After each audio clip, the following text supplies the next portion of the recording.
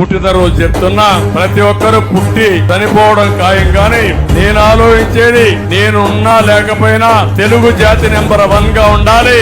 నేను చనిపోయిన తర్వాత కూడా మీ గుండెల్లో నన్ను పెట్టుకునేట్టుగా పనులు చేయాలని ఒకే ఆలోచన, వేరే ఆలోచన ఏమీ లేదు. నేను చూడని ముఖ్యమంత్రి పదవి కాదు ఇది. 14 ఏళ్లు ముఖ్యమంత్రిని, పెద్ద రాష్ట్రానికి ముఖ్యమంత్రి 9 ఏళ్లు, కేంద్రంలో ఆ రోజుల్లోనే ప్రభుత్వాలు ఏర్పాటు చేయడంలో ప్రముఖ పాత్ర వహించిన వాడిని నేను. ప్రధానమంత్రి పదవి ఇస్తానంటే వద్దని సున్నితంగా రాష్ట్ర అభివృద్ధి కోసం పనిచేసిన వ్యక్తిని నేను. అవునా కాదా మీరే చూసుకోండి. అది నా బ్రాండ్. కానీ బాధ, నాలాంటి వాడు ఇలాంటి సైకో దగ్గరికి తీసుకోవాలంటే చాలా బాధ ఉంటుంది, ఆవేదన ఉంటుంది. తప్పదు, మీకోసం, నా కోసరం కాదు, మీకోసరం, జాతి కోసరం, నన్ను గౌరవించిన మీకోసరం ఎన్ని అవమానాలైనా పడతా, ఎంత కష్టమైనా పడతా.